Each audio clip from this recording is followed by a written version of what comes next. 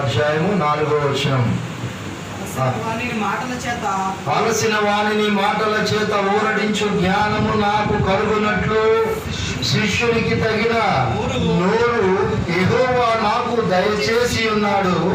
శిష్యులు వినున్నట్లుగా నేను వినుటకై ఆయన ప్రతి ఉదయమున నాకు వినుబుద్ధి పుట్టించుచున్నాడు. ఎవరండి వీళ్ళండి? శిష్యులు. ఎవరండి? శిష్యులు ఎలా అయితే ఆయన పాదముల దగ్గర ఉండి వింటా ఉన్నారో, ఎప్పుడండి? 2000 సంవత్సరాల పూర్వం. అలాగా వినుబుద్ధి నాకు పుట్టిస్తూ ఉన్నాడని యెషయా భక్తుడు ఎప్పుడు ఆయన పుట్టక ముందే, ఎప్పుడండి? ఆయన పుట్టక ముందే ఈ ప్రవచనాన్ని, అంటే ఇది జరిగిపోయినటువంటి ప్రవచనంగా మనకు కనబడుతుంది. కనుక అలసిన వాణిని మాటల చేత ఊరడించు జ్ఞానము. ఈ జ్ఞానం ఎటువంటిదంటే అలసిపోయినటువంటి వారిని ఊరడించేటటువంటి జ్ఞానము. ఇప్పుడు మనకి ఎవరైనా పిల్లలు మారం చేస్తూ ఉన్నప్పుడు వారిని ఏం చేస్తారండి? ఊరడిస్తూ ఉంటారు. ఊరుకోరు నాయనా, నీకు అది చెప్తాను, ఇది చేస్తాను. ఏమిస్తా అంటాడు? నువ్వు ఏడుపు ఆపేస్తే నేను ఏదో ఒకటి నీకు ఇస్తాను, ఏది కోరుకుంటే అది ఇస్తాను అంటాడు అనమాట. కనుక నీవు అలసిపోయినట్లయితే, ఏడుపు గురించి కాదు కానీ నీవు అలసిపోయి ఉన్నట్లయితే నీ కొరకు జ్ఞానాన్ని అందించడానికి ఆయన సిద్ధంగా ఉన్నాడు. అయితే అది ప్రతి ఉదయాన్ని అందిస్తానంటున్నాడు. అలాగే శిష్యులు ఎవరండి? శిష్యులకు తగినట్లుగా, శిష్యులకు తగినటువంటి నోరు. ఎవరి నోరండి? ఎవరు శిష్యుడైతే వాడి నోరే మంచిది. మరి మనందరినీ శిష్యులుగా చేయమని చెప్పారు ప్రభువారు. ఎక్కడ? మత్తయి సువార్త 28వ అధ్యాయము 19వ వచనం అనుకుంటా. అక్కడ ఏమని చెప్పారండి? మీరు సర్వ సృష్టికి వెళ్ళి సర్వ సృష్టికి సువార్త ప్రకటించి అందరినీ కూడా ఏం చేయమంటున్నాడు? అక్కడ శిష్యులుగా చేయమంటున్నాడు. కనుక ఈ శిష్యులుగా చేయబడినటువంటి వారు అంటే ప్రభు గారి యొక్క శిష్యులు ఏం చేస్తూ ఉన్నారు? అందరికీ సువార్తను ప్రకటిస్తున్నాడు. మరి వారి నోరు ఏం ప్రకటిస్తా ఉందంటే సువార్త ప్రకటిస్తా ఉంది. ఆమె చెప్పండి, ఏం ప్రకటిస్తుందండి? సువార్త మంచి విషయాన్నే ప్రకటిస్తూ ఉంది. మంచి విషయాన్నే వారు బోధిస్తూ ఉన్నారు. ఎందుకని ఇలాగ బోధిస్తూ ఉన్నారు అని అంటే, ఉదయకాలమున ప్రతి ఉదయాన్న ఏం బోధిస్తున్నారంటండి? వినబుద్ధి పుట్టించున్నట్లుగా. ఎవరికి వినబుద్ధి అవుతుంది? ఎవరైతే శిష్యులుగా ఉంటారో. ఎవరండి? ఎవరైతే శిష్యులుగా ఉంటారో వారు మాత్రమే వినటానికి ఇష్టపడుతూ ఉంటారు. కనుక వినబుద్ధి నీకు పుడతా ఉంటే, ఇప్పుడు చూడండి, వినబుద్ధి నీకు కలుగుతా ఉందనుకో, నీవు ఆయనకు శిష్యుడు లేక శిష్యుడు. ఎవరికి? ప్రభు వారికి, దేవునికి. ఆమె చెప్పండి. అంతేనంటారా? మీరు శిష్యులేనా? మనం కూడా ఆయన శిష్యులుగా చేయబడినటువంటి వారం అయితే మన నోరు ఏం చేస్తుందంట? మంచిని ప్రకటిస్తుంది. అనగా వాక్యాన్ని, ఆయన ఇచ్చిన జ్ఞానాన్ని ప్రకటించేదిగా ఉంటుంది. ఆ రెండవది ఏంటంటే ప్రతి ఉదయాన ప్రకటించటమే కాకుండా వినేటటువంటి వారుగా ఉంటాం. అర్థమవుతుందండి? వినేవారముగా ఉంటాము, ప్రకటించే వారము ఉంటాం. వినకుండా నీవు ఎలా ప్రకటిస్తావు? వినకుండా నీవెలాగూ ప్రకటన చేస్తావు? వింటమంటే బోధించేవాడు కూడా నేను అనుకుంటాడు, నేను ఎలా వింటా ఉంటే నేను ఎప్పుడు సిద్ధపడ్డాను. వింటం వల్ల జ్ఞానం పెరుగుతుంది, కొన్ని విషయాలు అర్థమవుతాయి, అవగతమవుతాయి. అయితే నువ్వు వినుట అంటే దేవుని మాటలు వినాలి. ఆమె చెప్పండి. నువ్వు చదువుతా ఉన్నప్పుడు దేవుడు నీతో మాట్లాడుతూ ఉన్నాడు, నువ్వు వింటా ఉన్నావు. ఆమె చెప్పండి. నీకు బోధపరుస్తూ ఉన్నాడు, నువ్వు వింటా ఉన్నావు. నీకు బోధ లోపలికి పంపిస్తూ ఉన్నాడు, వింటా ఉన్నావు. ఆమె చెప్పండి. కనుక అలసిన వారిని మాటల చేత ఊరడించు జ్ఞానము. మన యొక్క సందర్భము ఉన్నటువంటి అంశానికి ఉన్నటువంటి పేరు ఏం నిర్ణయించామంటే అలసి ఉన్న వేళ. ఆమె చెప్పండి. అలసి ఉన్న వేళ. నిజమే. ఇక్కడ అలసిన వారిని ఊరడించు జ్ఞానము. ఈ జ్ఞానం ఎవరికి ఉంటుందండి? ఈ జ్ఞానము దేవునికి ఉంది. ఈ లోకంలో చాలా మంది అలసిపోతూ ఉన్నారు. ఏం చేస్తూ ఉన్నారు? అలసిపోతూ ఉన్నారు. ఉన్న వాళ్ళు ఇద్దరు నా వంకే చూస్తే నేను చెప్తాను, స్ట్రైట్గా చూడండి. ఏం చేస్తా ఉన్నారండి? అలసిపోతూ ఉంటాం. ప్రపంచంలో చాలామంది ఏదైనా పని చెప్పి ఉండండి, నీరసం ఉందంటారు. ఏంటంటే ఇది అలసిపోవడం. ఎందుకు ఈ నీరసం ఉంది అని అంటాడంటే, ఉదయం 9 గంటలకు టిఫిన్ చేసాడు అనుకోండి, మరలా ఇంచుమించు 12 అంటే 11:30 టైంకి ఆకలి అవుతూ ఉంటుంది. ఈ ఆకలి వల్ల ఆకలి ఎప్పుడైతే ప్రారంభింపబడిందో అప్పుడు ఆసక్తి అంతా ఎటువైపు పోద్ది? ఈ టిఫిన్ వైపు పోద్ది. నేనేమి తినలేదు ఏమి తినలేదు అనుకుంటూ నిస్సత్తులోకి వెళ్ళిపోతూ ఉంటాయి. దాన్ని ఏమంటారు? హిప్నాటైజ్ చేయబట్టం అంటారు కదా. హిప్నాటైజ్ చేయబట్టం అంటే ఇప్పుడు ఆకలి చేత మనము హిప్నాటైజ్ చేయబడి నాకు శక్తి లేదు, బలహీన అయిపోదంటాం. కొంతమంది అయితే పాపాలను బట్టి, పాపపు యోచనను బట్టి వాళ్ళు బలహీనలు అయిపోతూ ఉంటారు. అదే ఆలోచనలు ఉంటారు. కొంతమంది అధికమైన ఆలోచనలు, కుటుంబం కొరకు మంచి ఆలోచనలే కావచ్చు, వాటి మీద కూడా ఎక్కువ ధ్యాస పెట్టడం వల్ల కూడా mind option to body present లాగా ఏమైనా చెప్తే దాని మీద ఆసక్తి ఉండదు. ఇలాగ ఆసక్తి లేకపోవడాన్ని, ఏ పని చేయలేకపోవడాన్ని, నిస్సత్వం ఉండటాన్ని ఏమంటారంటే అలసిపోయాను. ఏమంటారండి? అలసిపోయాను. కొంతసేపు వాక్యం విన్న తర్వాత జ్ఞానం సాలొచ్చింది, ఇంటికి పోయి కొంచెం భోజనం చేయాలి, రెస్ట్ తీసుకోవాలి. ఏం రెస్ట్ అండి? ఏం రెస్ట్? బెడ్ రెస్ట్ తీసుకోవాలి. కనుక ఇలాగూ అలసిన వాణిని మాటల చేత ఊరడించు జ్ఞానము. ఎవరైతే ఈ అలసిపోయి ఓపిక లేకుండా ఉంటారో ఆ వ్యక్తికి ఇదిగో నీకు బూస్ట్ ఇస్తాను, తాగితే నీకు బలం వస్తుంది, నీకు ఇదిగో హార్లిక్స్ ఇస్తాను, నువ్వు మళ్ళీ శక్తివంతుడు అవుతావు, లేకపోతే నీకు ఇంకోటి ఇస్తాను, లేకపోతే ఇవి పెడతాను అవి పెడతానని ఆ పడుకున్న వాళ్ళని లేపి ఏదైతే పని ఉందో చేపించడానికి ఏం చేస్తారండి? ఏదో ఒక జ్ఞానాన్ని ఉపయోగించి ఆ వ్యక్తికి ఆశ పెట్టి బయటికి అబద్ధకం నుంచి, నీరసం నుంచి విడుదల కలిగించడానికి ఆసక్తి కలిగి ఉంటా.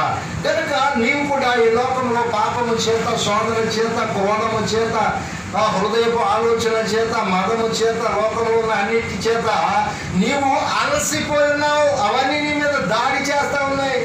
ఏం చేస్తా ఉన్నాయండి? అవన్నీ కూడా దాడి చేస్తూ ఉన్నాయి. ఒక వ్యక్తి 10 మందితో పోరాటం చేస్తున్నాడు. ఏం చేస్తున్నాడండి? పోరాటం చేస్తూ ఉన్నాడు. ఈ పోరాటం చేస్తూ ఉన్నప్పుడు ఓ బలమైన వాడైతే ఒకరితో పోరాటం చేసినప్పుడు ఏదో కాసేపటికి అని ఓడిస్తాడు. ఈ 10 మందితో పోరాటం చేసినప్పుడు అతి సులువుగా కొంత సమయంలోనే అలసిపోయి నీరసిపోతాడు. కనుక నీవు ఒకరితో పోరాటం చేయట్లేదు. ఈ లోక అధికారులతో వేల కొలది ఉన్నారన్నమాట. ఎవరున్నారండి? వేల కొలది, కోట్ల కొలది ఉన్నారు. ఏంటయ్యా ఉన్నాయంటే నీలో బయలుదేరుతున్నటువంటి అనేకమైనటువంటి ఆలోచనలు. ఏంటంటే అవి ఆలోచనలు కావచ్చు, ఇతరత్ర ఆ విషయాలన్నీ కూడా క్షణాలకు ఒక రీతిగా నీ ఆలోచన ఉంటుంది. కనుక వీటన్నిటి చేత నీ తల ఈటెక్కిపోయి నీవు అలసిపోతా ఉన్నావు. ఏం చేస్తావునండి? అలసిపోతా ఉన్నావు. ఇలాగూ అలసిపోయిన వానికి లోకంలో ఉన్నటువంటి శాపము చేత అలసిపోయినటువంటి వ్యక్తులతో మాట్లాడు జ్ఞానం గురించి ఇక్కడ మాట్లాడుకుంటున్నాం. ఆమె చెప్పండి. ఇదంతా ఊరడించే జ్ఞానము. ఏంటిదండి ఇది? ఊరడించే జ్ఞానము. ఎవరికి అంటే అలసిపోయిన వారికి ఊరడించు జ్ఞానము. యెషయా గ్రంథం 28:11 మనం చూసినప్పుడు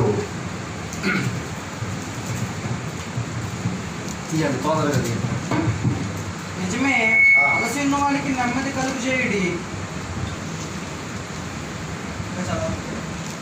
నిజమే అలసి ఉన్న వానికి నెమ్మది కలుగు చేయుడి, నెమ్మది ఇదే విశ్రాంతి అని చెప్పిన వాడు నత్తిన వారి పెదవుల చేతను అన్ని భాషలతోనూ ఈ జనులతో మాట్లాడుచున్నాడు. అయినను వారు నత్తిన వారి పెదవుల చేతను నత్తివారి మంచిది. యెషయా గ్రంథము 28:11 నిజమే అలసిన వానికి, అంటే ఇది సత్యమే కదా. అలసిన వానికి పాపంలోను శాపంలోను యోచనలో పడిన వారికి ఏం చేయాలంట? నిజమే కదా. వానికి ఊరడించు మాటలు అవసరమై ఉన్నాయి. పాపంలో పడిపోయిన వాడిని లేవనెత్తే మాటలు ఎవరి వల్ల సాధ్యమవుతుంది అంటే జ్ఞానం వల్లనే. ఆ జ్ఞానం ఎక్కడిది అని అంటే ఎక్కడదండి?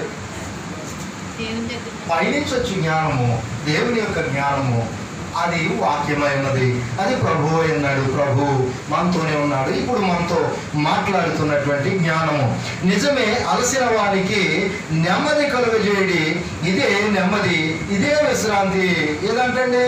ఈ ఊరడించి కలిగినటువంటి జ్ఞానం వల్ల వచ్చే నెమ్మదే నెమ్మది, ఇదే విశ్రాంతి. అని చెప్పండి.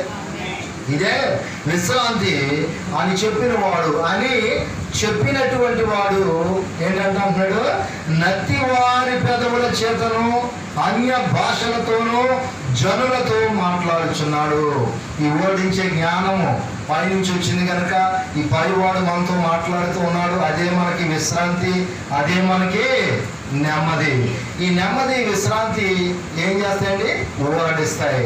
ఊరడిస్తాయా లేదా?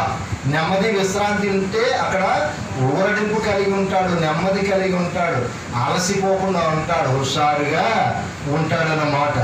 అయితే ఈ నత్తివారి పెదవులతో ఏమన్నాడండి? నత్తివారు. నాకు కూడా కొంచెం వంక దగ్గర వస్తున్నాయి మాటలు. మరి మాటల్లో బట్టి మరి ఎవరండి వీళ్ళు? నత్తివారు అంటున్నాడు. మాట సరిగా రానటువంటి వారు, వారిలో లోపం ఉంది. అలాంటి లోపమున్న వాళ్ళందరినీ ఏర్కొచ్చి వారందరినీ నిలవబెట్టి ఆయన జ్ఞానాన్ని వివరిస్తూ ఉన్నాడు. ఆయన జ్ఞానాన్ని వివరిస్తూ ఉన్నాడు. ఎలాగే వివరిస్తూ ఉన్నాడు అని అంటే, ఒకవేళ ఎవరైనా భాష తెలియని వారు ఉంటే వారికి కూడా తెలియజేస్తా ఉన్నాడు. అన్య భాషలతో కూడా ఆయన మాట్లాడుతూ ఉన్నాడు. ఆమె చెప్పండి.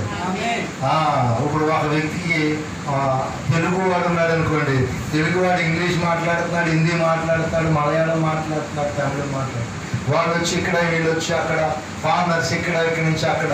ఇదేంటంటే దీని కొరకు కాదండి. దేని కొరకు అండి? ఫార్నర్స్ వచ్చి చెప్తారంటే దీని కొరకు కాదు. అక్కడ ఒక జ్ఞానం ఉంది, దాని చేత మనల్ని ఊరడించడానికి. మనం అలసిపోయి ఉన్నాము లోకంలో అనేకమైనవి కనుక ఈ అలసి సొలసి వ్యధన చెందుతూ బాధపడుతూ ఉన్నటువంటి వారిని ఊరడించటానికి ఈ మాటలు ఉన్నాయి. ఆమె చెప్పండి. ఈ మాటలు ఉన్నాయి. ఇవి నత్తివారి చేత, అన్య భాషలతో మాట్లాడు వారి చేత, రకరకాల వారి చేత కూడా మనల్ని ఏం చేస్తా ఉన్నాడు? దేవుడు ఊరడించి, నీవు అలసిపోయి ఉన్నావు కదా, ఈ అలుపును మలపటానికి చూస్తా ఉన్నాడు. ఏంటండి? ఈ అలుపును మలపటానికి చూస్తా ఉన్నాడు.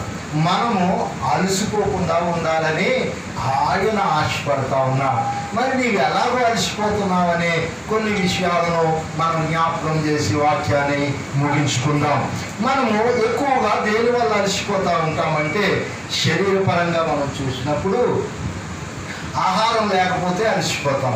మాట జ్ఞాపకం చేసుకున్నాం కదా, ఆహారం లేకపోతే అలసిపోతాం. ఈ ఆహారం లేనప్పుడు నీవు అలసిపోతే దాంట్లోంచి ఏమొస్తుందండి? చిరాకు వస్తుంది.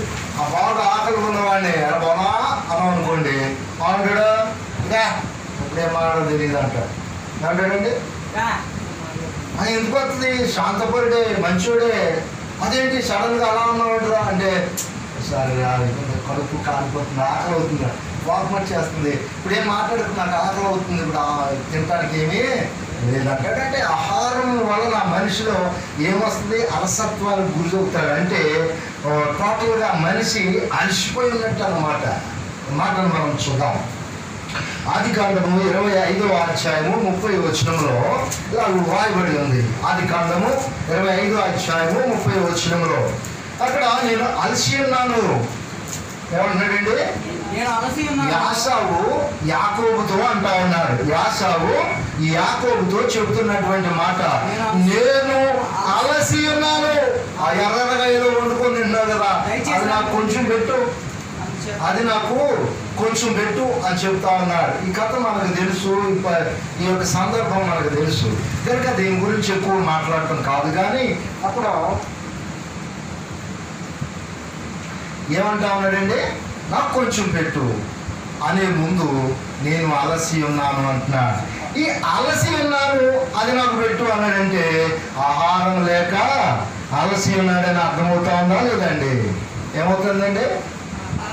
ఆహారం లేక ఆకలి అవుతుంది కనుక ఆకలి దేనికొద్ది ఆహారం లేకపోతే తినకపోతే ఆకలి అవుతుంది. దాన్ని కొంచెం నాకు దయచేసి పెట్టము అన్నప్పుడు ఆ వ్యక్తి డిమాండ్ చేస్తూ ఉన్నాడు. ఏం చేస్తా ఉన్నాడండి? డిమాండ్ చేస్తా ఉన్నాడు. చిన్నపిల్లలు చూడండి, అమ్మ ఆకలి అవుతుంది తొందరగా ఉంది అంటే, ఇంకో నువ్వు వండేస్తాను కానీ నువ్వు అలాగా ఇంకో అక్కడికి వెళ్ళి కొద్దిగా ఈ సరుకులు తెచ్చి కొట్టి దగ్గరికి వెళ్ళి ఈ లోపల నేను సిద్ధపరిచేస్తాను అని అంటాడు. అంతకుముందు కొట్టి దగ్గరికి వెళ్ళి అంటే ఎలా అంటాడు. ఇప్పుడు ఆకలి అవుతున్నప్పుడు ఉందనుకో, ఇప్పుడు డిమాండ్ అన్నమాట. ఏంటి, నీ పని చేస్తే నీకు వస్తుంది అని. పని చేయకుండా ఎవడన్నా భోజనం చేయొచ్చా? చేయకూడదు. ప్రతి ఒక్కడు పని చేయాలి. చిన్నపిల్లలు పాకేవాడు ఏం చేయాలండి? అప్పుడప్పుడు ఏడుస్తూ ఉండాలా? మరంతా పని చేయకుండా భోజనం చేయకూడదంటే వాడు తల్లి చాటు బిడ్డ. ఎవరండి? తల్లి చాటు బిడ్డ. అందుకని పిల్లల్ని లెక్కలోకి వేసుకోకండి. అంటే మా మేధావులు ఉన్నారు కనుక లెక్కలు వేస్తారని చెప్తా ఉన్నాం.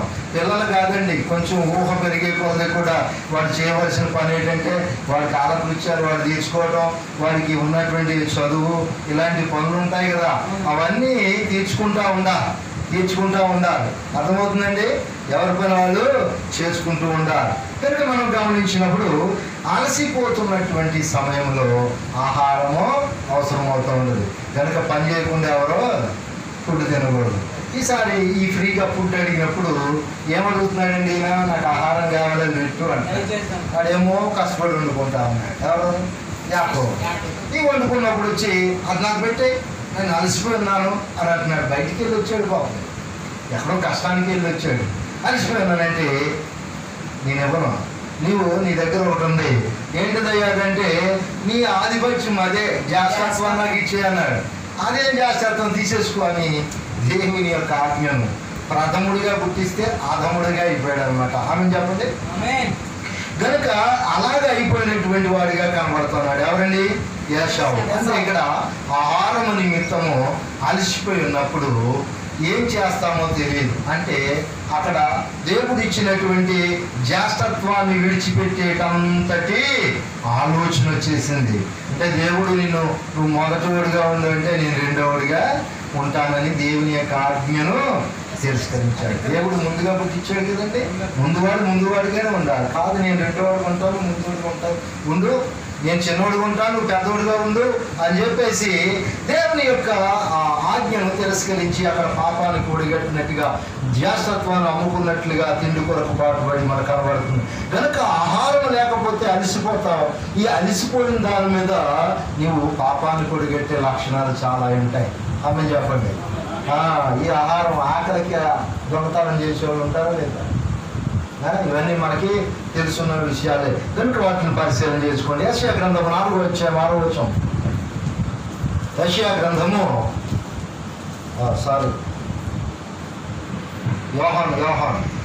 యోహాను సువార్త 4వ అధ్యాయము 6వ వచనం. 6వ వచనం. అక్కడ యాకోబు బావి దగ్గరికి ఈ విషయం మనకందరికీ తెలిసిన విషయాలు ఇవన్నీ అయినా మరలా జ్ఞాపకం చేసుకుంటా ఉన్నాం. అక్కడ యేసు ప్రభు వారు యాకోబు బావి దగ్గరికి వచ్చారు. ఎక్కడండి? యాకోబు బావి దగ్గరికి వచ్చారు. వచ్చి అక్కడ ఏం చేస్తా ఉన్నారంట చూడండి. అక్కడ యాకోబు 4:6 వచనం చదవండి. అలసి ఉన్న రీతినే ఆ బావి యొద్ద కూర్చుండు. ఏం చేశాడంటండి? ఈయన కూడా శరీరధారి ఉన్నాడు కదా, ఆయన శరీరధారి ఉన్నాడు. అయితే అప్పుడప్పుడు ఆయన కూడా శరీరధారిగా ఉన్నప్పుడు శరీర లక్షణాలు చూపిస్తూ ఉన్నాడు. అవి పాపపరమైనటువంటి లక్షణాలు కాదు, కానీ ఏం చూపెడతా ఉన్నాడండి మనిషికి? నేను శరీరధారిని అని మనం తెలుసుకోవడానికి ఇవన్నీ రాయబడి ఉన్నాయి. ఏంటండి? నువ్వు ప్రభువు ప్రార్థన చేస్తూ నువ్వు దేవుడు కదా, దేవుని కుమారుడు కదా, పైనుంచి వచ్చావు కదా, నువ్వేమైనా చేస్తావు, మేము మనుషులం కదా, శరీరాన్ని ధరించున్నాం కదా, రక్త మాంసాలు ఉన్నాయి కదా, ఇవి పాపానికి ఆకలికి తట్టుకోలేవు కదా అని నీవు నేను ప్రశ్నిస్తామని ఆయన కూడా రక్త మాంసాలు ధరించినటువంటి వానికి లోకానికి వచ్చాడు. మరి రక్త మాంసాలకు ఉన్నటువంటి ముఖ్య లక్షణం ఏంటంటే అలసిపోయే తత్వం. ఏంటిదండి? అలసిపోయే తత్వం. ఈ అలసిపోవడం అంటే ఆయన ఈ అలసిపోవడాన్ని జయించడానికి ఒక చోటకి వెళ్ళారు ఆయన. మత్తయి సువార్త 4:1-10 చూసినప్పుడు అక్కడ మనం చూసినటువంటి సందర్భం ఏంటంటే సాతాను చేత శోధింపబడటానికి అరణ్యానికి ఆయన కొనుక్కోబట్టాన్ని మనము జ్ఞాపకం చేసుకున్నప్పుడు అక్కడ ఆహారం లేక 40 దినాలు ఉన్నాడు ఆయన. ఈ 40 దినాల్లో ఆయన అలసిపోయి ఉన్నాడు. ఏం చేశాడండి? ఆకలితో ఉన్నాడు, అలసిపోయి ఉన్నాడు, ఓపిక బొత్తిగా లేదు. అలాంటి సమయంలో శోధకుడు శోధిస్తూ ఉన్నప్పుడు ఆయన ఆహారం లేని సమయంలో ఇదిగో ఆహారం చేసుకో, ఈ రాళ్ళను రొట్టెలుగా తెలుసుకో, ఈ పైనుంచి దూకేస్తే నువ్వు ఏదైతే పని మీద వచ్చావో ఆ పని నెరవేరిపోద్ది అంటే నా కాళ్ళకి దండం పెడితే లోకానంతా నీకు ఇచ్చేస్తాను. వాళ్ళందరూ నేను లేకపోతే వాళ్ళందరూ పరిశుద్ధులే, నేను ఉంటేనే వాళ్ళకి ఇబ్బంది అంటున్నాడు. ఎవరు? లోకాధికారి అని చెప్పండి. కనుక ఇలాగూ ఆయనను శోధిస్తూ ఉన్నప్పుడు ఆ శోధనను ఏం చేశాడు? ఆయన జయించాడు. ఈ అలసటనంతటినీ జయించాడు. దేని వల్ల జయించాడు తెలుసండి? ఉంటది కదా, మనుషుడు రొట్టె వలన కాదు కానీ దేవుని నోట నుండి వచ్చు ప్రతి మాట వలనను బ్రతుకుతాడంట. దేవుని నోట నుండి వచ్చు ప్రతి మాట వలన బ్రతుకుతాడంటే ఈ మనుషుడు. అలాగే ఇక్కడ మనం ఇంకో సందర్భంలో ఈ సందర్భంలో జ్ఞాపకం చేసుకోవాల్సింది ఏంటంటే దేవుని మాట ప్రతి ఉదయాన ప్రతి సమయంలో నువ్వు జ్ఞాపకం చేసుకున్నట్లయితే నీవు అలసిపోవు, బలము కలిగి ఉంటావు, ఎదిరించే అంత బలము కలిగి ఉంటావు. యేసు ప్రభు వారు అలసిపోలేదండి. అక్కడ ఏం కలిగి ఉన్నాడు? బలము కలిగి ఉన్నాడు ప్రభు. దేవుని యొక్క మాటను శరీరం ఒకవేళ క్షీణించిపోవచ్చేమో కానీ ఆత్మకున్న బలం ఎక్కడికి పోలేదు. కనుక నీ శరీరం ఆకలితో ఉన్నప్పటికీ నీ ఆత్మ బలంగా ఉండాలి. ఆమె చెప్పండి. నీ ఆత్మ బలంగా ఉండాలి, నీవు అలసిపోకూడదు. ఆత్మ ఎప్పటికీ కూడా సొలసిపోయేటటువంటిది ఏమాత్రమో కాదు. కనుక ఆ సందర్భంలో మనం జ్ఞాపకం చేసుకున్నప్పుడు ఇంకా మనము ఈ యోహాను 4:6 మనం గమనించినప్పుడు ఆయన అలసిన రీతిగానే. కనుక ఇప్పుడు మనం జ్ఞాపకం చేసుకోవాల్సింది ఏంటంటే 40 దినాల ఉపవాసంలో ఆయన అలసిపోయినట్లుగా అక్కడ కనవల్లా. కానీ ఎక్కడండి?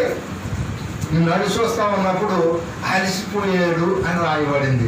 అలసిన రీతిగా అంటే అక్కడ ఆగవలసి ఉంది, కనుక ఆగవలసి ఉంది కనుక ఆగాడు. లేకపోతే ఆయనకు అలుపు ఉండదు. కనుక అలసిన వాని వలే అక్కడ ఉన్నాడని అర్థం. వాని వలే కానీ అలసిపోయాడని మాత్రము కాదు. ఇది గమనించాలి. కనుక ఈయన అలసిన రీతిని అక్కడ కూర్చొని ఉన్నాడు. కూర్చొని ఉన్న తర్వాత 8వ వచనంలో ఈ శిష్యులు ఏం చేశారంట? ఆహారం కోసం వెళ్ళారు. కనుక ఇక్కడ మనము ఈ సందర్భాన్ని ముందు వెనక మనము ఒకసారి ఎదురుగా పెట్టి పరిశీలన చేస్తే నేను అలసిపోయి ఉన్నానని అక్కడ కూర్చున్నప్పుడు అయ్యో ప్రభు అలసిపోయి ఉన్నాడు, ఈయనకి ఆహారం కావాలి. ఏం కావాలంటే ఆహారం కావాలి. కనుక మీరు ఇక్కడ ఉండండి ప్రభువా, మేము వెళ్ళి ఆహారం తీసుకొస్తామని ఎవరు వెళ్ళారండి? 8వ వచనంలో శిష్యులు ఆహారం కొరకు వెళ్ళినట్టు చూస్తా ఉన్నాం. అయితే ఈయన ఈ యొక్క సమరయ స్త్రీతో మాట్లాడుతూ ఉన్నాడు. నాకు దాహమునకు ఏమన్నాడండి? నాకు దాహానికి నీళ్ళు ఇమ్మంటే అయ్యో మీరు యోధులు కదా, సమరయుల యొక్క మరి ఆ సాంగత్యం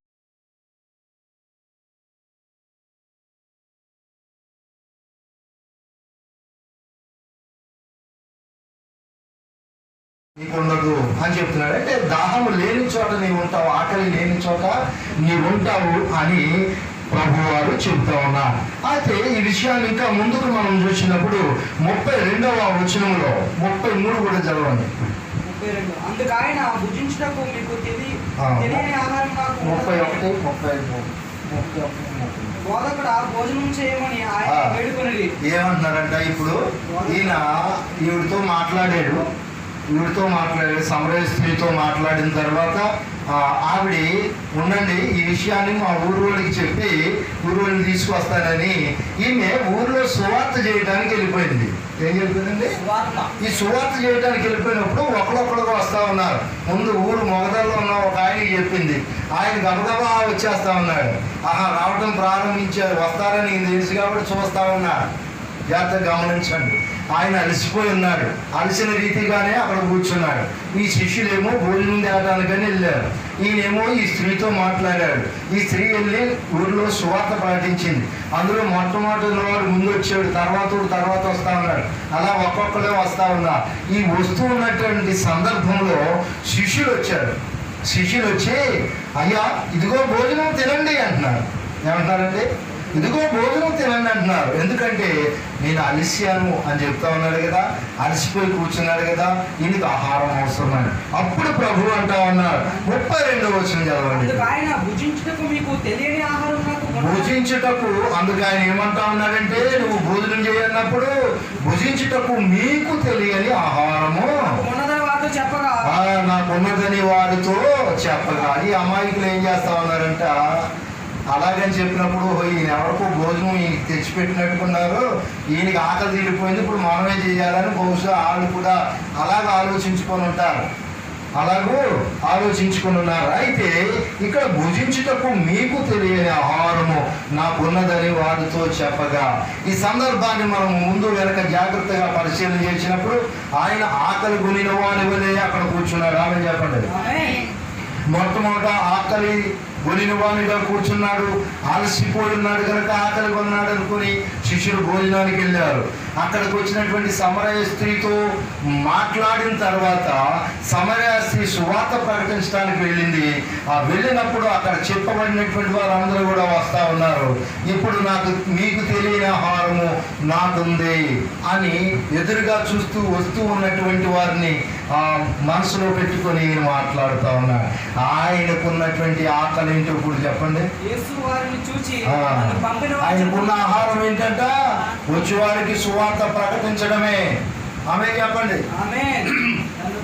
పాపులను వెతికి రక్షించడమే ఆయనకు ఆహారం అయింది. కనుక ఆ ఆహారం లేక సువార్త ప్రకటించగా ఆయన ఎలా ఉన్నాడంటండి, సరిగ్గా అక్కడికి వచ్చేటప్పటికి ఆయనకు అనిపించింది అనమాట. ఎందుకంటే అక్కడ ఆహారం ఉంది ఆయనకి, ఆహారం తినటానికి. మరి మనకి అలుపు ఉందో తెలుసా? తెలుసా? ఎవరికి వాళ్ళే ప్రశ్నించుకోండి. మనకున్నటువంటి ఈ అలసట దేని వల్ల అంటే, అమ్మయ్య కాసేపు టీవీ చూసి అలసిపోతాం. ఎందుకని పొగైటెక్కిచ్చేటట్లు బాగుంది అంటారు లేదా? అందులో సీరియల్స్ చూసి, నేను కూడా అప్పుడు సీరియల్స్ చూసి సినిమాలు చూసేటప్పుడు ఇలా కళ్ళంట నీళ్ళు వచ్చేస్తూ ఉండే అనమాట. ఏమొచ్చేస్తుందండి? అలాగా ఏడ్చినోడికి ఏమొస్తుందో అది రాకపోతే ఏడ్చి ఎప్పుడు పడినోడికి ఉన్న ఓపిక అయిపోతుంది. తెలుసా మీకు ఆ విషయం? అందుకనే ఏడ్చేవాడికి మంచిది ఏమిటమ్మా అంటారు. ఎప్పుడైనా మరణించినప్పుడు, ఎవరైనా మరణించినప్పుడు వాళ్ళ బంధువులు లేదా కుమార్తెలు కొడుకులు ఏడుస్తూ ఉన్నటువంటి అంటూ ఉంటే కొన్ని మంచిలు పట్టించే వాళ్ళకి ఓడింపు కలిగిస్తూ ఉంటారు. సరే, మంచిది. ఇవన్నీ పక్కన పెడితే ఆయనకున్నటువంటి ఆహారం ఏంటంట, సువార్త ప్రకటించడం. అందుకని ఈ మాటలను ప్రభువారు మాట్లాడింది యథాతథంగా హృదయంలో పదిలపరుచుకొని మండించబడుతున్నటువంటి ఒక గొప్ప దైవజనుడు ఉన్నాడు. ఎవరండి బైబిల్లో? అపోస్తలుడైనటువంటి పౌలు. సువార్త ప్రకటించని యెడల నాకు శ్రమ అంటా ఉన్నాడు. ఈ శ్రమ ఏంటంటే అలసిపోతాను నేను అంటాడు. అంటాడండి, అలసిపోతాను నేను, అదే నాకు శ్రమ వచ్చినప్పుడు అలసిపోతూ ఉంటాడు. శ్రమ కాలంలోనే అలసిపోతూ ఉంటాం, బలహీనపడుతూ ఉంటాం. అందుకని నేను ఎప్పుడు బలహీనప్పుడే బలవంతుడు అంటా ఉన్నాడు. అది ప్రకటించకపోతే నాకు చాలా శ్రమ అంటా ఉన్నాడు. కనుక ఇక్కడ ఆయన ఏమంటున్నాడండి, ప్రభు మార్గాన్ని నేను అనుసరించినట్లు మీరు నన్ను ఫాలో అవ్వండి. నేను ప్రభువుని ఫాలో అవుతా ఉన్నాను కదా, నేను ఎలాగ ఆయన వెనకాల నడుస్తాను, నన్ను చూసి మీరు నా వెనకాల వచ్చేయండి, వెళ్ళిపోదాం ప్రభువుతో పరలోక రాజ్యం అని చెప్తా ఉన్నాడు. ఎవరండి? పౌలు గారు. ఎందుకంటే ఈ విషయాలు మనం పరిశీలన చేసినప్పుడు మనకు కూడా ఆకలి అవుతూ ఉంటుంది. ఏం ఆకలి అంటే, మాంసం కొరకు ఆకలే, చేపల కొరకు ఆకలే. చేపల కూర వండామనుకోండి, ఇవాళ సండే కదా, చేపల కూర వండామనుకోండి, రోజు 2 సార్లే తినేవాళ్ళు ఇప్పుడు ఏం తింటారంటే 3 సార్లు తింటారు. లేకపోతే అమ్మ కూర అయిపోయిందా అని అడుగుతా. ఈ ఆకలి దేని కొరకంటే స్వతహాగా వచ్చేది కాదండి, అక్కడ ఉన్న కూరను బట్టి ఆకలి పెరుగుతూ ఉంటుంది. మంచి కూర అయితే ఎంత తింటాం, చెడ్డ కూర అయితే ఎంత తింటాం. చెడ్డ కూర అంటే ఏంటండి, మనకు నచ్చదు అనమాట. కనుక మరి నీవు కూడా అలసిపోతూ ఉంటావు. ఇక్కడ ఈయన కూడా అలసిపోతా ఉన్నాడు. నీ అలుపుకి ఈయన అలుపుకి ఎంత తేడా ఉందో తెలుసా? నీ ఆకలికి ప్రభువారి యొక్క ఆకలికి ఎంత తేడా ఉందో గమనిస్తూ ఉన్నారా? కనుక ఈయన అలసింది దేని కొరకంటే సువార్త ప్రకటించడానికి. మరి నిత్యము నీవు కూడా ఆలయబడి ఉండాలి, అలసిపోతూ ఉండాలి. ఎందుకొరకో తెలుసా? అదే ఈరోజు ఎవరికి సువార్త ప్రకటించు, ఎవరికి మంచి మాట చెప్పలేదు అనే అలుపు నీలో ఉందా? లేదు. ఎవరినైనా సరే ఎలా ఓడించాలి.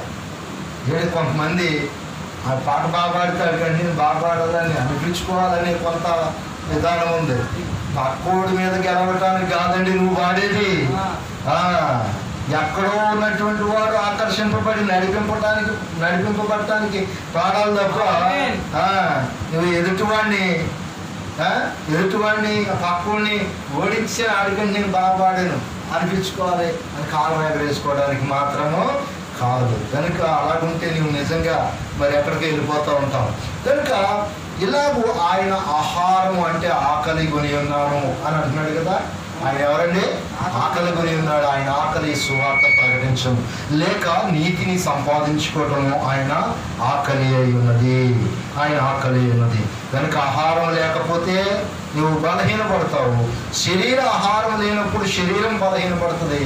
ఆత్మకు ఆహారం లేకపోతే ఆత్మ క్షీణించిపోతుంటే అలసిపోతుంది, బలహీనపడిపోతుంది. అప్పుడు దానికి ఏం చేయాలండి? ఊరడించు జ్ఞానం కావాలి. కనుక ఈ లోకంలో చాలా మంది ఏమైపోయి ఉన్నారండి? అలసిపోయి ఉన్నారు. వారి ఆత్మలు అలసిపోయి ఉన్నాయి. ఆ అలసిపోయి ఉన్నటువంటి ఆత్మలన్నిటికీ కూడా ఈ ఊరడించి మాటలను తెలియజేసే పని నీకు దేవుడు అప్పగిస్తూ ఉన్నాడు. దేవునికి మహిమ కలుగును గాక. ఆమేన్. ఇది మొదటిగా ఆహారము లేక అలసిపోతా ఉన్నాం. ఒకటి శరీరాహారము, రెండు ఆత్మీయ ఆహారము, రెండు జ్ఞాపకం చేసుకున్నాం. అది ప్రభువు వారు మనకు చూపిస్తున్న ఆహారము ఆత్మీయ ఆహారం అనగా సువార్త ప్రకటించటము. అది నాకు శ్రమలు పౌరు భక్తులు కూడా జ్ఞాపకం చేస్తామని.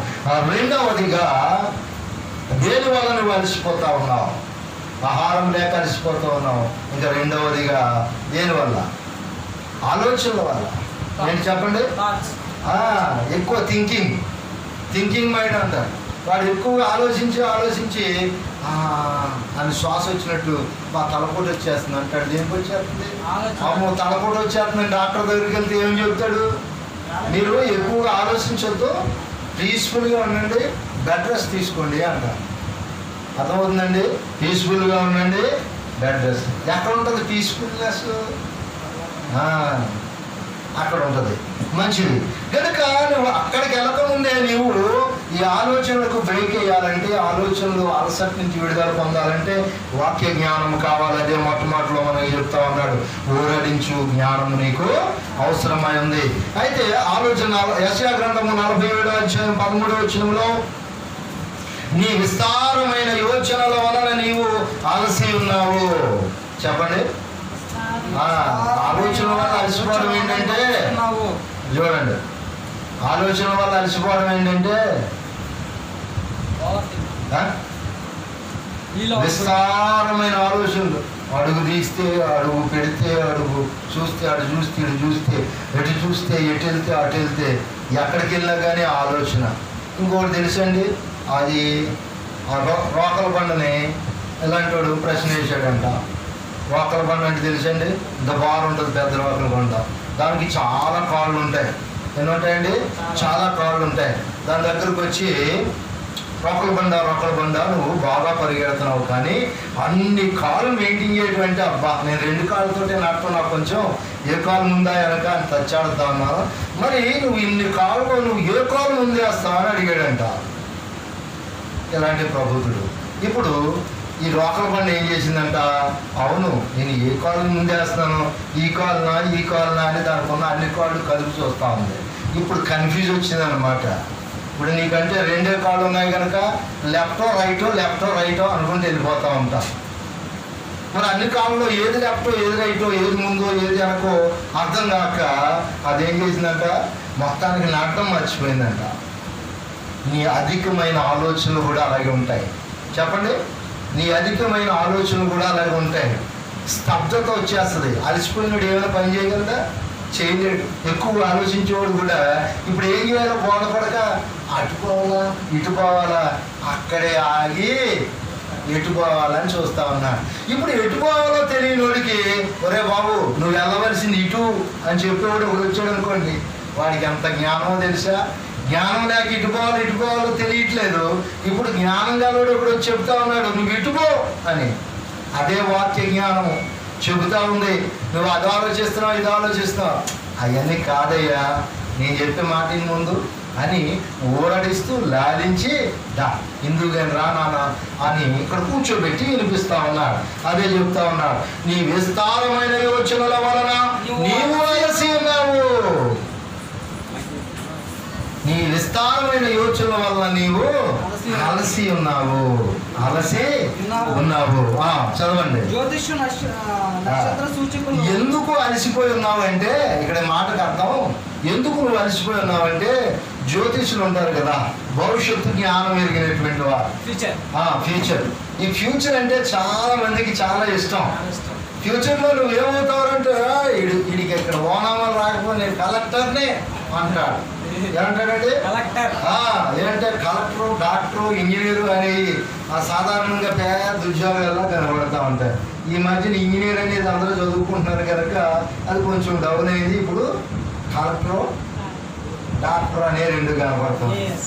ఇప్పుడు చెప్పండి భవిష్యత్తు గురించిన ఆలోచన ఏముందంటే ఎవడైనా సరే పనికి మళ్ళీ తీసుకొచ్చి బాబు నువ్వు కలెక్టర్ అయిపోతావు భవిష్యత్తులో, నువ్వు అవనప్పుడు చెప్పు అన్నాడు అనుకో, ఈ వ్యక్తి నేను కలెక్టర్ని అయిపోతాను పడుకొని కలవకంటా ఉంటాడు. ఏదైనా చదువు అయిపోయిన తర్వాత రేపు ఉద్యోగం చేయాలంటే అబ్బాయి లేదు నేను కలెక్టర్నే అవుతానని అలాగే ఉంటాడు తప్ప ఇది చదవడం చేయడు అనమాట. ఏం చేయడు కనుక అలాగే వాడు భ్రష్టత్వానికి గురైపోతా ఉంటాడు. కనుక భవిష్యత్తు గురించిన చెప్పండి చదవండి. జ్యోతిష్కులు నక్షత్ర సూచకులు ఈ జ్యోతిష్కులు ఏం చెప్తారంటే నక్షత్రాలను బట్టి వీటిని బట్టి వాటిని బట్టి పలానప్పుడు పలానాడు చచ్చిపోతాడని, పలానాడు రాకడు వచ్చేద్దని, పలానా విషయం జరుగుద్దని ఇలాగ కాలజ్ఞానం రాసినటువంటి వాళ్ళు ఇంకా రకరకాల భవిష్యత్తు చెప్పినాడు.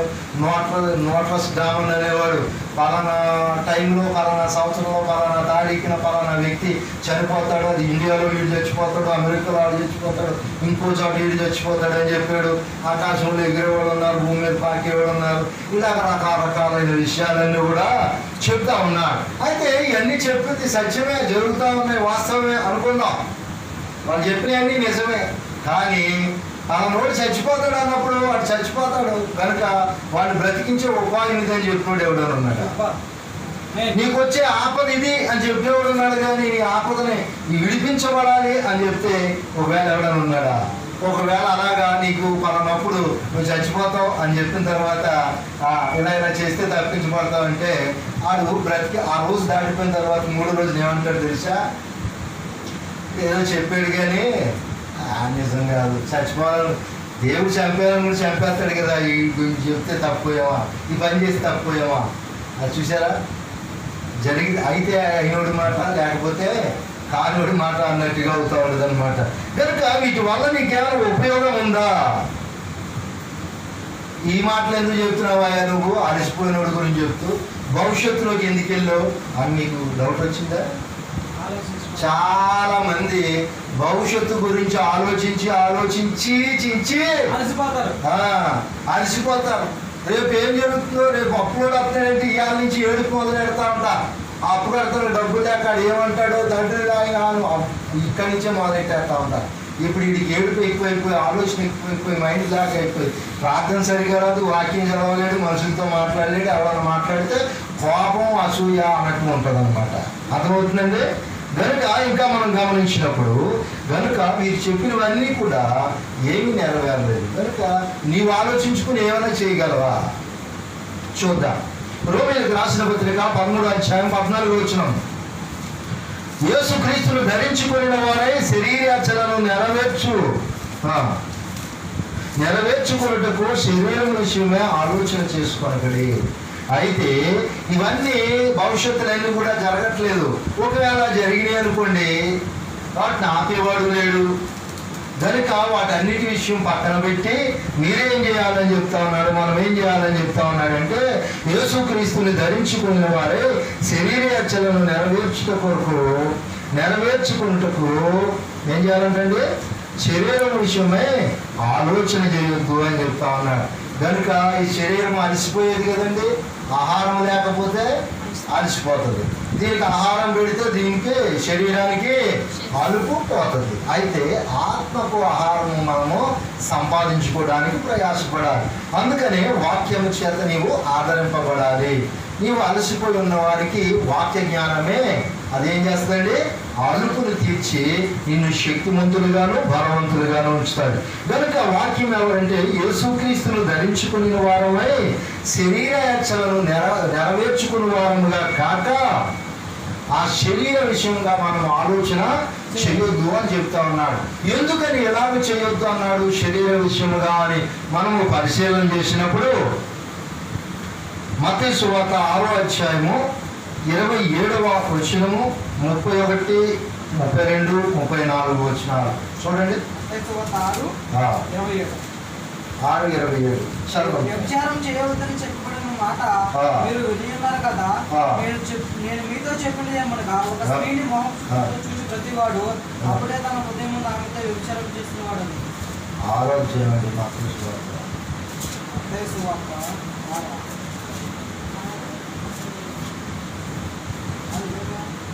మత్తయి సువార్త 6వ అధ్యాయం.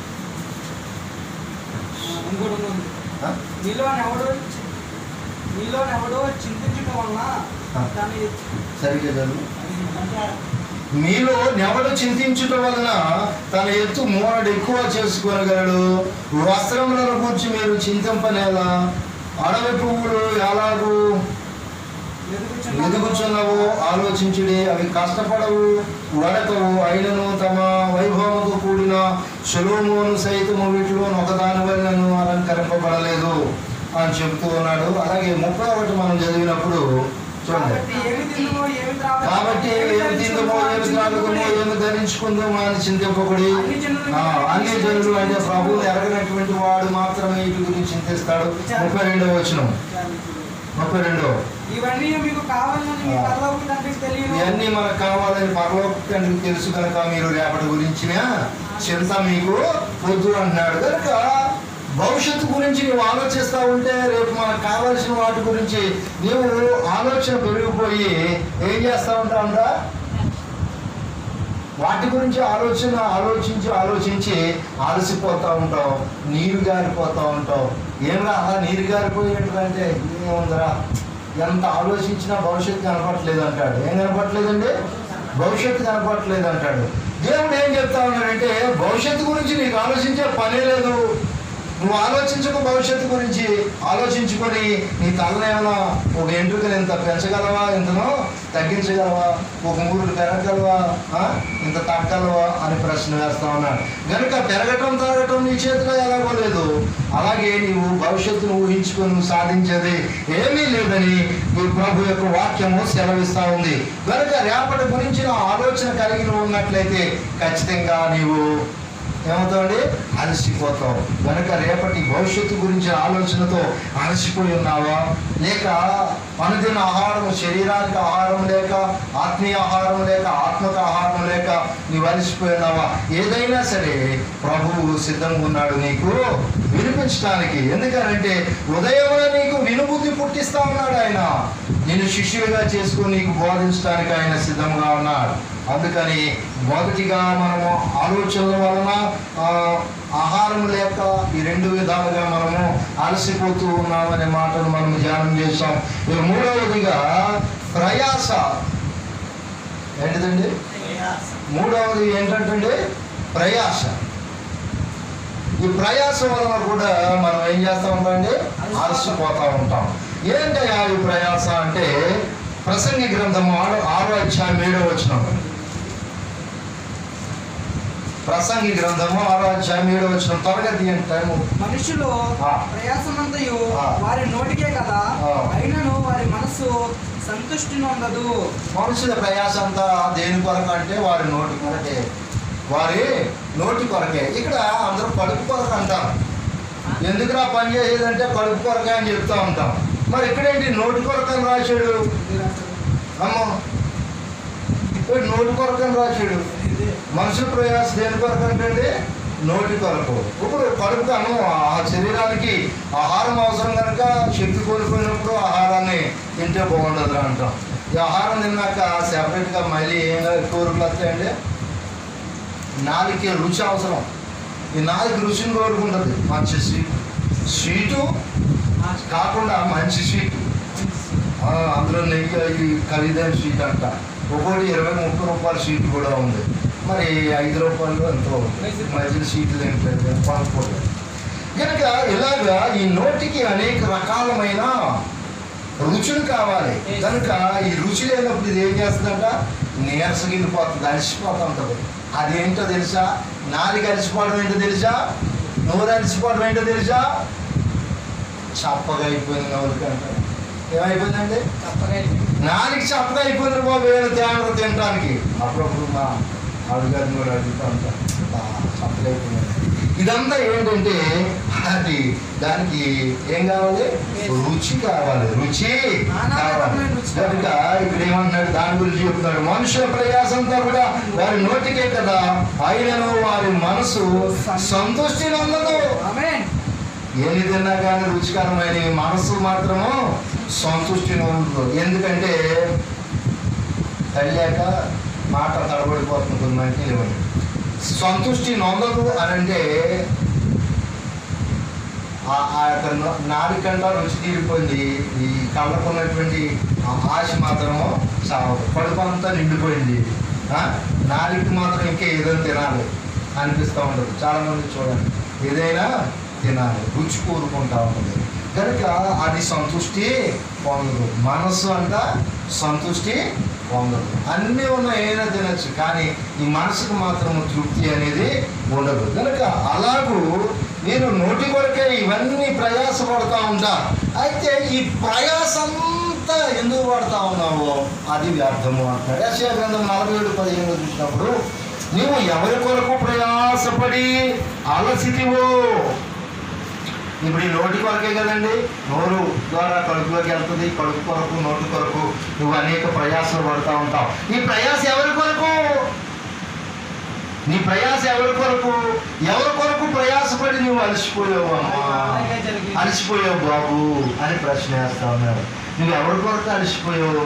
ప్రభువారు అలసిపోయి ఉన్నాడు. దేని కొరకు అండి? సువార్త ప్రకటించడం కొరకు అలసిపోయి ఉన్నాడు. మరి పౌలు గారు కూడా అలసిపోయాను అంటున్నాడు. సువార్త పని కొరకు అలసిపోయి ఉన్నాడు. మరి ఒకప్పుడు సాతాను చేత శోధించిపోయినప్పుడు కూడా అలసిపోయి ఉన్నాడు. అక్కడ ఏం చేశాడండి? నీతిని సంపాదించుకోవడానికి అలసి అక్కడ ఉన్నాడు. తాను నిరూపించుకోవడానికి, శిలువ యాగానికి సిద్ధపరచుకోవడానికి. మరి నువ్వు దేని కొరకు ప్రయాసపడతా ఉన్నావు? ఆయన ప్రయాసలో ఏమున్నాయండి? ఒకరిని రక్షించే ప్రయాసం ఉంది, ఒక దేవుని యొక్క జ్ఞానాన్ని సంపాదించుకునే ప్రయాసం ఉంది, దేవుని కొరకు నిలబడగలనా లేదా అనే ప్రయాసం ఉంది. మన ప్రయాసం ఏముందంటే ఎంత వెనకేస్తాం, ఎంత లాభం వస్తుంది, ఇటువంటి ప్రయాసాలు ఉన్నాయి. ఇంకొకటి ఏంటంటే, నీవు ఎవరి కొరకు ప్రయాసపడుతున్నావో వారికి అలాగే జరుగుతూ ఉంది. నా బిడ్డలు క్షేమంగా ఉండాలి, నా బిడ్డలు అస్సలు కష్టపడకూడదు, వాళ్ళకి అసలు ప్రయాస అంటే ఏంటో తెలియకూడదు. కష్టం అంటే ప్రయాస అంటే ఏంటండి? కష్టం. ఇదంతా ఏం తెలియకూడదంటే, నువ్వు ఎలాగైతే ప్రయాసపడుతున్నావో నీ తర్వాత ఆళ్ళు పుట్టి పెరిగి వాళ్ళు అలాగే ప్రయాసపడతారు, వారి పిల్లలు అలాగే ప్రయాసపడతారు. నువ్వు ఎంత సంపాదించినా ఈ ప్రయాస మాత్రము పోదు, నీ ప్రయాస పోదు. కనుక నీతో వ్యాపారం చేయవారు వారి వారి చోట్లకు వెళ్ళిపోతున్నారు, నిన్ను రక్షించేవాడు ఒకడును లేడు. కనుక మనం గమనించినట్లయితే మనతో వ్యాపారం చేసిన వాళ్ళంట ఒకరొకరు వెళ్ళిపోతున్నారు. అరే నేనెవరితో చేసే వ్యాపారం అనుకుంటున్నావా? జీవన వ్యాపారం ఏంటండి? జీవన వ్యాపారం. కొడుకు తల్లితో, తల్లి కొడుకుతో, కుమారుడు తండ్రితో, తండ్రి కుమారుడితో, భార్య భర్తతో, భర్త భార్యతో, ఇలాగా ఒక వ్యాపార సంబంధం కలిగి ఉన్నా. ఏంటండి వ్యాపారం అంటే తెలుసా? ఇందాకనే చెప్పాం వ్యాపారం ఏంటంటే, ఒరే అబ్బాయి నువ్వు కొట్టు దగ్గరికి వెళ్ళి నేను చెప్పినది తెస్తే నీకు పువ్వు పెడతాను. వ్యాపారమా కాదా? వ్యాపారం చేసేటప్పుడు ఏం చేస్తారండి? రూపాయి ఇస్తే మనకు రూపాయి తగిన వస్తువు మనకి తెచ్చి ఇస్తారు. మరి దీని వ్యాపారం అంటారా? అలాగే నువ్వు తెస్తే నేను అడుగుతాను, లేకపోతే నేను ఎందుకు వండుతాను అని భర్త అంటది. ఒరే నువ్వు సరిగా చదవట్లేదు కనుక నేను ఈ డబ్బులు నీకు ఇవ్వనా, నీకు ఈ బట్టలు కొన్ను, ఇదంతా వ్యాపారం. ఇలాగ వ్యాపారం చేసిన వాళ్ళు అంతటి ఉంటారు. మన తాత తండ్రులు ఉన్నారండి. ఇప్పుడు మా తాత లేడు, వెళ్ళిపోయారు తాతయ్య గారు.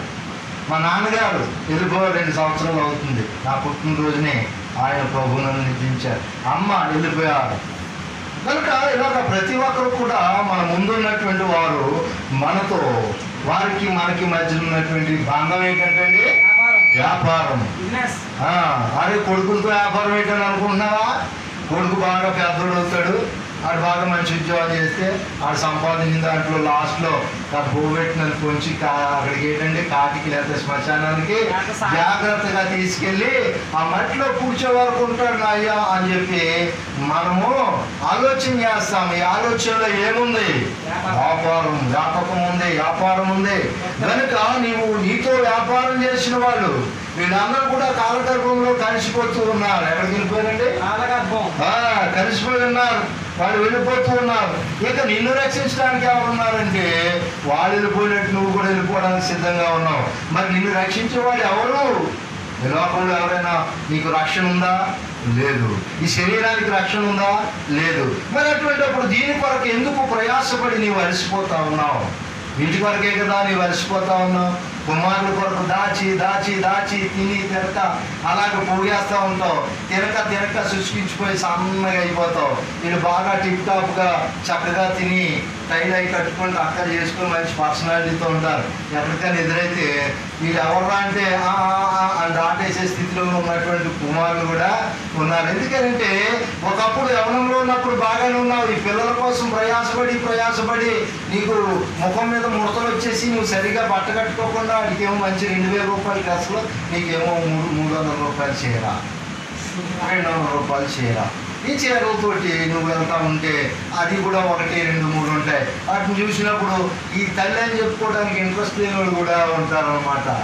ఆ అమ్మాయిని పిలుస్తానులే అంటాడు. నేను అమ్మ అంటాడు. వాడు వెళ్ళిపోయిన తర్వాత ఎవరు మీ అమ్మగారు అంటే కాదు అమ్మాయిని పిలుస్తారు. అందరినీ సాధారణ నాకు అమ్మాయిని పిలవడం అలవాటు అని ఇలా మేనేజ్ చేసుకునే వాళ్ళు కూడా ఉంటారు అనమాట.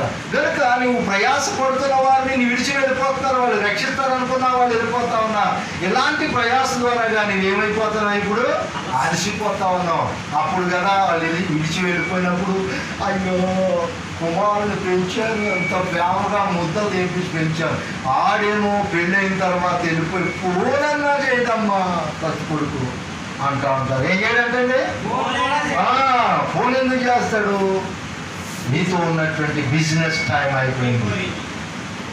ఇప్పుడు బిజినెస్ ప్రారంభించాడు భార్యతో. నువ్వు వండి పెడుతున్నావు, ఏం చేస్తున్నావు? నేను చేస్తున్నావు, నువ్వు నాకు ఏం తెచ్చి పెడుతున్నావు, ఏం వండి పెడుతున్నావు, బాగా ఉండలేదు, ఇట్లాంటి విషయాలే. కనుక ఇవన్నీ చిన్న విషయాలు వాటిని మనం కనుక అందుకొరకు నీవు ప్రయాసపడి ఆలసిపోతూ ఉన్నావు. ప్రకటన 14వ అధ్యాయము 13వ వచనం. ప్రకటన గ్రంథము 14వ అధ్యాయము 13వ వచనంలో మనం చూసినప్పుడు వారు తమ ప్రయాసలు వాని విశ్రాంతి పొందుదురు, వారి క్రియలు వారు వెంట పోనని ఆత్మ చెబుతున్నాడు. కనుక వారు ప్రయాసం అనే రోజు ఒకటి ఉందంట. ఏముందండి? విశ్రాంతి పొందే రోజు. విశ్రాంతి పొందినోడికి ఏమొస్తుందండి? అలుపు పోతుంది. నువ్వు అలసిపోయావా? నీకేం కావాలి? ఇప్పుడు విశ్రాంతి కావాలి. అమ్మో నీరసం వచ్చేది, కూర్చోలేకపోతున్నా, అలుపు వచ్చేసింది, సలుపు వచ్చేసిందంటే నడవలేకుండా అమ్మో అంటా ఉన్నావు అనుకో, ఇక్కడ కూర్చో, అబ్బో బాగా అలసిపోయాడు అంట. అవునండి? వీడికి మళ్ళీ బూస్ట్ అవి పట్టించి వీడికి బలం తీసుకురావాలి. కనుక ఇలా కలిసిపోతా ఉన్నావు. ప్రయాసపడటం వల్ల అనిపొచ్చేస్తా ఉంది. లోకంలో ఉన్నటువంటి నీ కుమారులు కావచ్చు, ఇంకా ఏదైనా ఈ లోక సంబంధమైన బిజినెస్లో నీవు ప్రయాసపడుతూ అలసిపోతూ ఉన్నావు. కనుక నీకు జ్ఞానం అవసరం. కొంచెం అలసిన వానికి ఊరడించు మాటల యొక్క ఏంటండి అది? మాటలనే జ్ఞానము అవసరమైంది. నువ్వు అలసిపోయావా? నువ్వు జాగ్రత్తగా విను. ఇదిగో బిడ్డల కొరకు నువ్వు ప్రయాసపడుతున్నావు, కానీ ఇవన్నీ కూడా వదిలేసి ఒకసారి నువ్వు వెళ్ళిపోవాలి. అక్కడికి వెళ్ళిపోయినప్పుడు నువ్వు వెళ్ళిపోతూ ఉంటావు కదా, నీ వెనకాల నీ బిడ్డలు ఇవన్నీ రావు. ముందు వెళ్ళిపోయిన వెనకాల నువ్వు వెళ్ళలేదు కదా. అలాగే నీ వెనకాల ఏమి రావు, కానీ నీ వెనుక వచ్చినవి ఏంటంటే వారి క్రియలు వారి వెంట వెళ్తాయి. నీ క్రియలు నీ వెంట వస్తాయి. నువ్వేమేం చేసావు, మంచి చేస్తే మంచి వస్తుంది, చెడు చేస్తే చెడు వస్తుందంట. ఆ చెడు వచ్చి నీ మీద సాక్షికంగా నిలబడి ఉంటాయి. ఎలాగండి? సాక్షిగా నిలబడతాయి. అర్థమైందా? ఆమె చెప్పండి. సాక్షిగా నిలబడతాయా? అవునుగాక అనండి. ఆమేన్ ఆమేన్.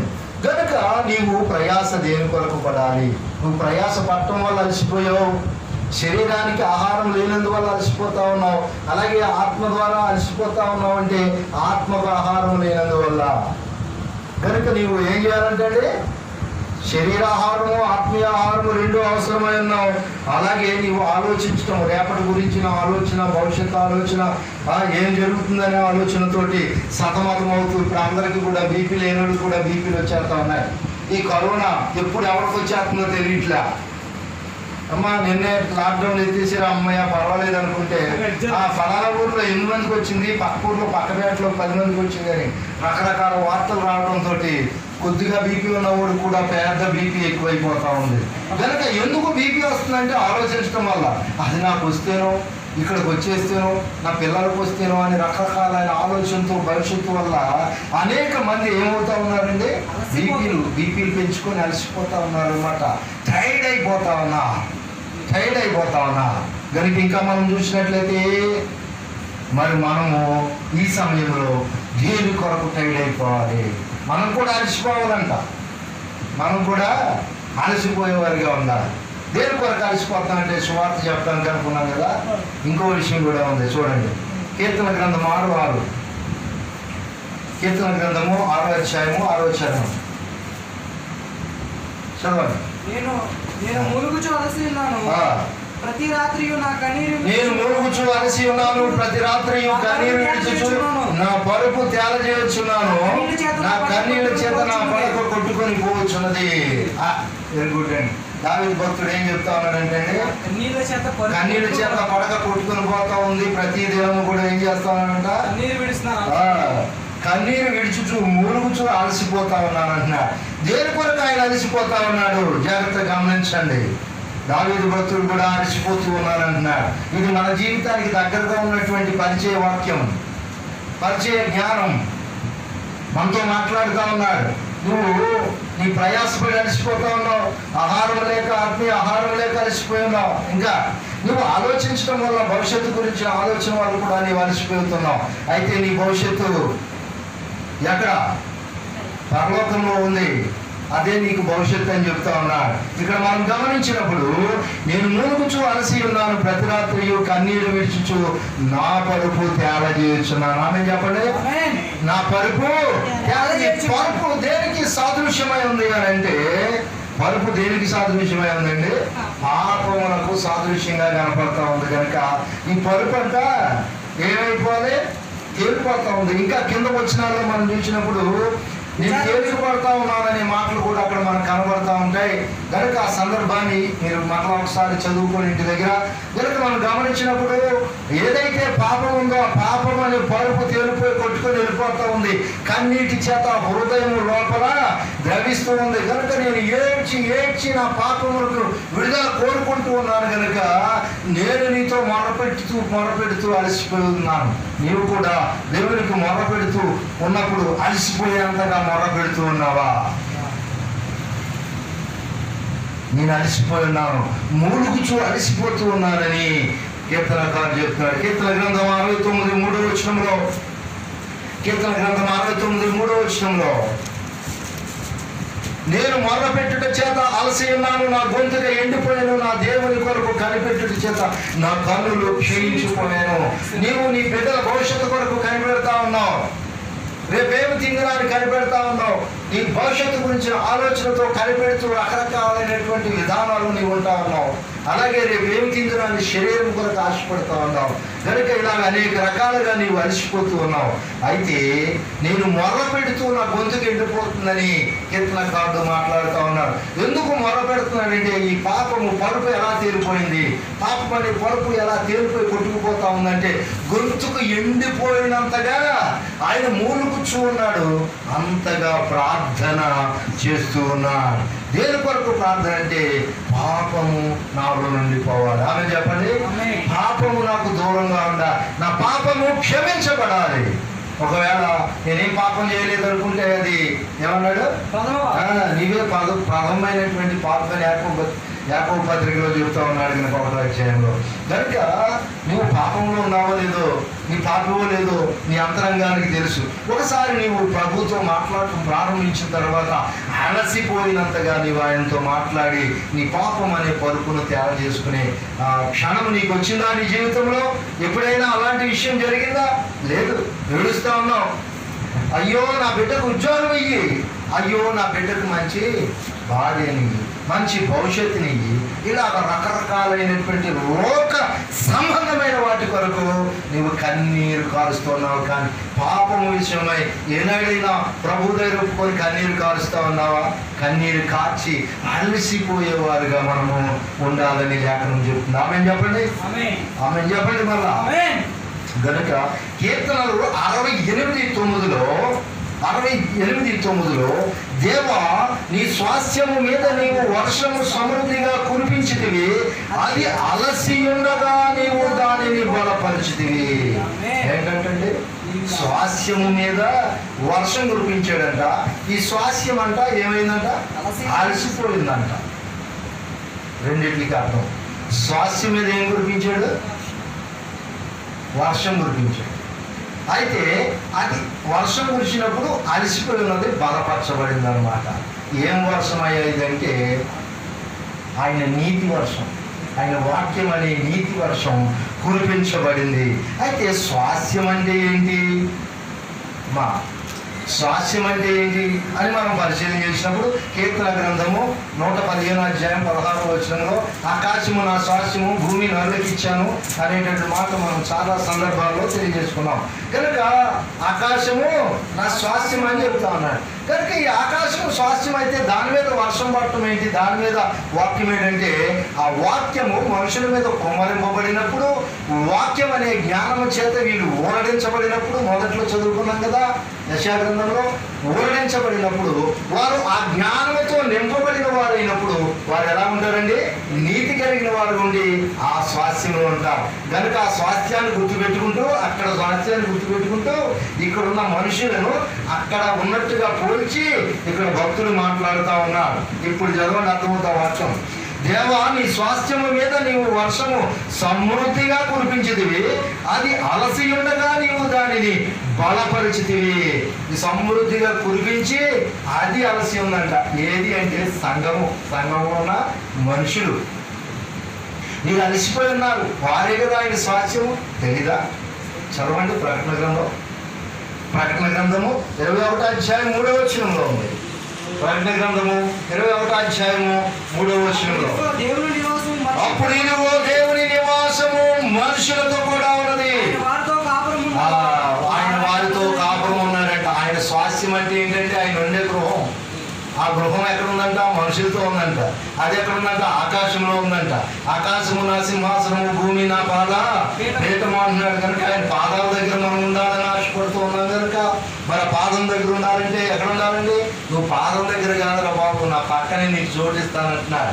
ప్రభు వారు వచ్చి ఇదిగో తండ్రి నాకు ఇచ్చిన కొంచెం జరిగి ఈ చోటు నీకు ఇస్తాను, వచ్చేయండి మీరు నా వెనకాలే అని చెప్తా ఉన్నాడు. ప్రభు ముందే వెనకాల మనము వెళ్ళిపోవాలి. కనుక మనం ఎలా ఉండాలంట? అలయక సమస్యలక పూర్తి బలముతో వాక్యానుసారముగా పక్షిరాజు యవ్వనం వలె. ఒకవేళ మరి నువ్వు పాపం ముసలివాడు అయిపోయాడంటే పాపంతో నిండిపోయి ఉన్నావా? ఆ పాపం అంతా తీసివేసుకుని మరలా యవ్వన రక్తం ఎక్కించుకోవాలంటే వాక్యం అనే జ్ఞానం నీకు అవసరమైంది. నీవు ఆ రీతిగా అలసిపోయి ఉన్నావా? ముసలివాడు ఎక్కువ అలసిపోతూ ఉంటాడు కదా. నేను ముసలివాడే కదా, ఇప్పుడు పిల్లలతో పరిగెట్టాలంటే పరిగెట్టగలవా? లేదు, అలసిపోతూ ఉంటాను. అవునా? అయితే ఇది శరీరమైనటువంటి అలసట, ఆత్మకు అలసట లేదు. నువ్వు ఎప్పుడైతే బలహీనుడు అప్పుడే బలవంతుడిని అంటున్నాడు. ఎందుకంటే బలహీనులతో ఆయన మాట్లాడుతూ ఉంటాడు, బలహీనులతో ఆయన మాట్లాడి వారిని బలపరుస్తూ ఉంటాడు. వారి మీద ఆయన ఏం చేస్తారండి, ఈ వాక్యం అనే నీతి వర్షాన్ని కురిపించి వారిని అంతా బాగు చేసి ఆయన ఉండు స్థలంలో ఉండటానికి మరి వీరిని తీసుకెళ్ళడానికి సిద్ధపరుస్తూ ఉంటాడు.